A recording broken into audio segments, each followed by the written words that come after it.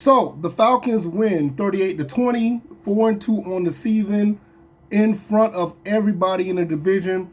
You can't ask for nothing better than that. I know there were some people I saw on social media kind of finding ways to be a little bit upset. I get it. You got high standards for this team. But I will say this. This is what you have. You have a team that's going to be a little bit slow to catch on to what you want them to be. And today is probably like that. They took a huge leap. They won by 18 points. They almost put up 40, and they held the team to 20. Now, could the defense do better? Yes, they were getting gashed on that line of scrimmage. I mean, it was so bad that the way that they ran the ball on us, I was a little bit concerned. Like, all right, y'all gonna have to do something. This is gonna have to get a little bit better because this is absolutely horrible.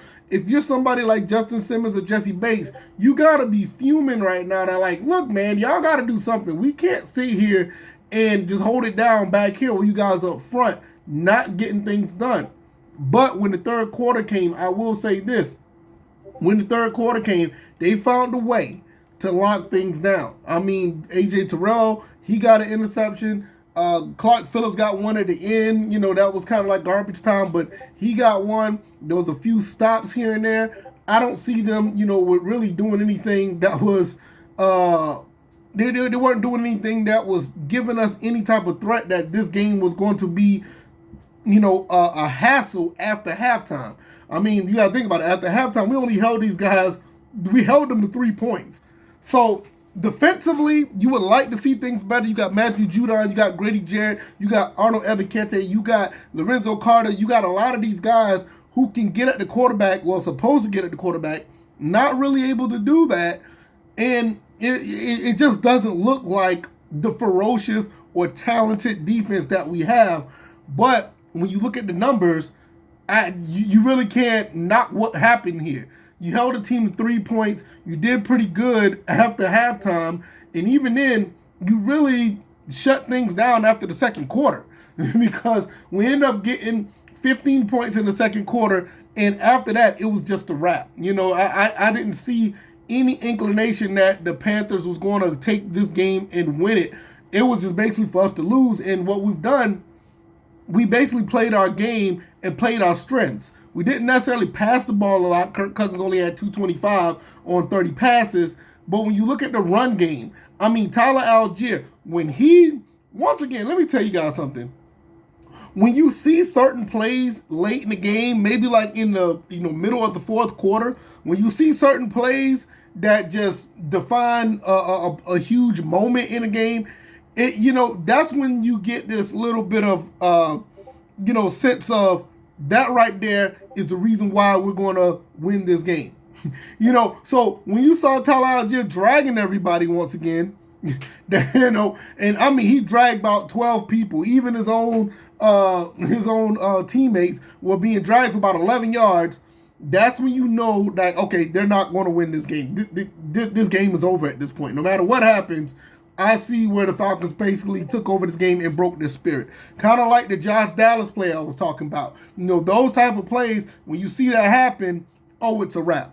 Now, Kirk Cousins was not sacked at all this game, which was great. No turnovers from Kirk Cousins. The Ray McLeod turnover was kind of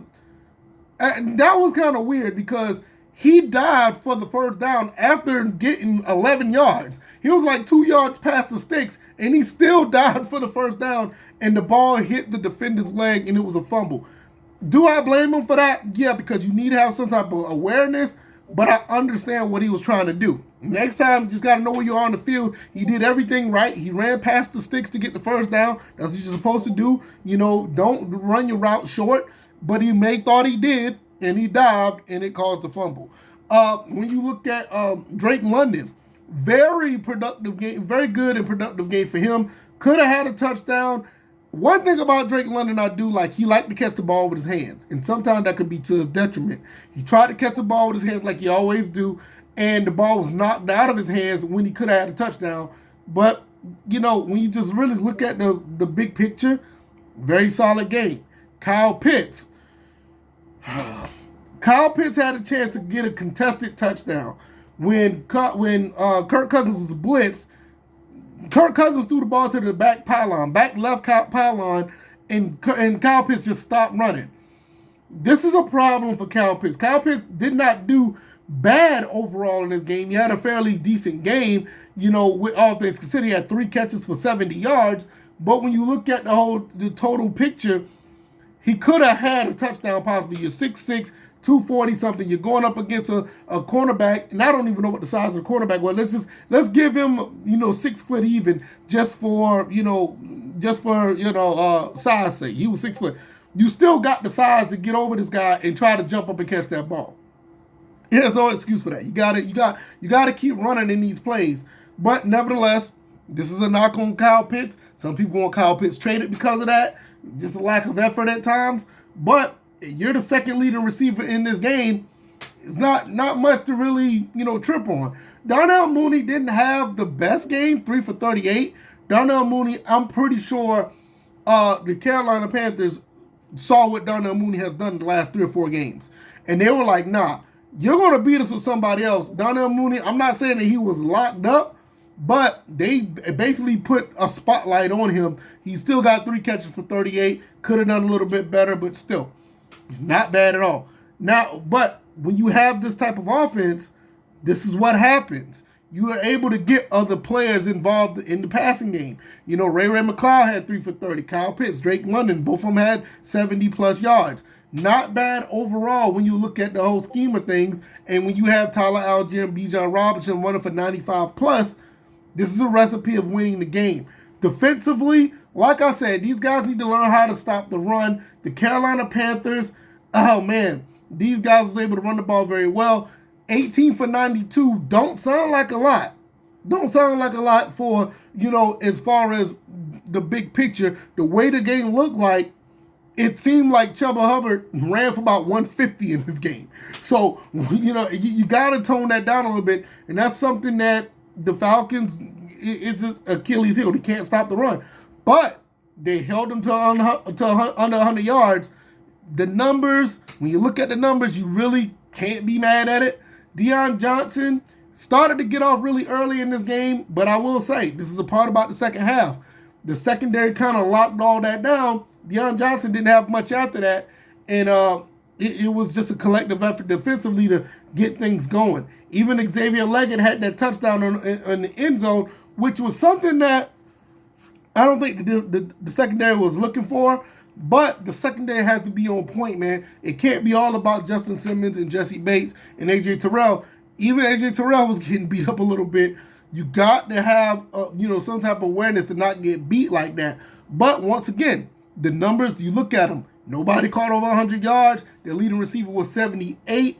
And for the most part, you end up getting 2 interceptions on Andy Dalton. One was critical because we thought that they was going to be able to try to get back in the game. At the end of the day, 38-20, the Atlanta Falcons beat the Panthers. This was a very solid win.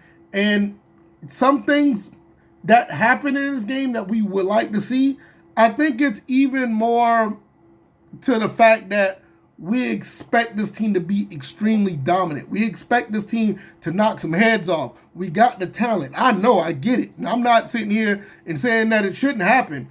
But I think this is a team that's still trying to gel. I think this is a team that is still trying to find their way. And this 38-20 win is another step to get there, because you got to understand, our three games prior to this, we were winning them in nail biters.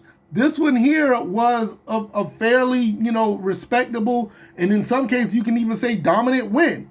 Just things didn't look like how we wanted it. We wanted 2 or 3 sacks. We wanted to get some stops when they tried to run the ball on us and show them that they can't run the ball for 5 yards to carry. You want to see that dominance and that dominant presence with the talent that we have.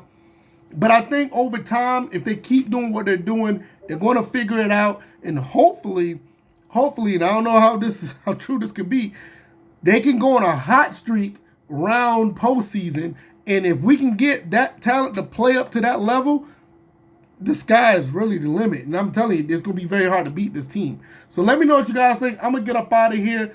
Great week for Georgia Southern and Atlanta Falcons football. What a win by Georgia Southern. Atlanta gets another solid win.